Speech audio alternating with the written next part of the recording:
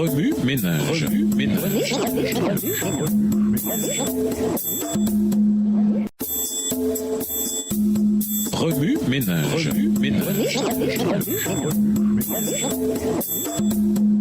Bienvenue dans votre émission Remue ménage. Nous voilà au mercredi. La liste de contrôle du chrétien. Lisons 1 Pierre 2, versets 1 à 3. 1 Pierre 2, les versets 1 à 3.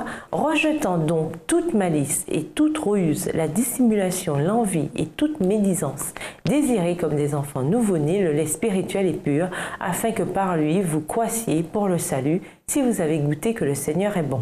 À l'instar de bons régimes alimentaires et de l'exercice nécessaire à la croissance physique, la croissance spirituelle requiert un régime équilibré et un exercice spirituel adéquat. Dans 1 Pierre 2, versets 1 à 3, Pierre aborde la nécessité de bien se nourrir et de faire de l'exercice pour pouvoir grandir spirituellement. Imaginez les scénarios suivants. Premièrement, une personne a un mauvais régime alimentaire. En plus, elle est une cliente fidèle des fast-foods et ne fait pas d'exercice. Avec le temps, l'obésité s'installe à un point tel qu'elle n'arrive plus à bouger. Sur le plan spirituel, ceci équivaut à un régime alimentaire qui omet les conseils de Dieu. Finalement, on est complètement englouti par le péché. Deuxième scénario, une personne a un bon régime alimentaire mais ne fait pas d'exercice. Sur le plan spirituel, ceci équivaut à s'étendre sur le divan et à lire sa Bible sans la mettre en pratique. Troisièmement, une personne travaille sans arrêt toute la journée. Sur le plan spirituel, ceci équivaut au fait de passer énormément de temps à l'église, de se donner à fond aux différents ministères chrétiens. Cependant, on ne consacre pas de temps à Dieu et on ne se nourrit pas de sa parole.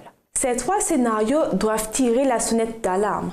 En tant que chrétiens, nous avons été appelés à faire un certain type d'exercice spirituel.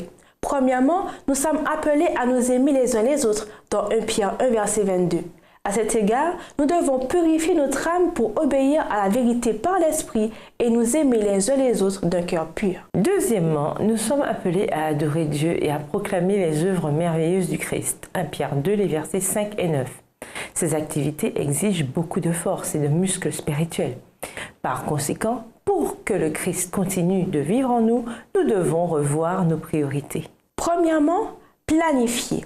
Connaissez les buts et les objectifs que vous voulez atteindre en tant que chrétien. La Bible nous encourage qu'il te donne ce que tu désires et qu'il réalise tous tes projets. Somme 20, verset 5. Deuxièmement, établissez vos priorités. Une fois que vous avez le bon plan en main, vous pouvez établir vos priorités pour vous assurer d'atteindre vos objectifs. Demandez à Dieu de vous accorder le Saint-Esprit et de vous révéler en ces derniers jours de l'histoire de la Terre ce qu'il y a de plus important à accomplir en tant que chrétien. Troisièmement, consacrez temps et énergie à vos plans. Le temps et l'énergie consacrés à l'exécution de vos plans garantissent que vous les suivrez et que vous chercherez les directives divines jusqu'à la fin. Remue ménage. Comment pouvons-nous aimer ceux qui ne nous aiment pas, tels que ceux qui s'ingénient à nous faire du tort? Que pouvez-vous ajouter à votre liste de contrôle de la vie chrétienne? Au revoir et à demain si Dieu veut. Remue ménage. Remue ménage.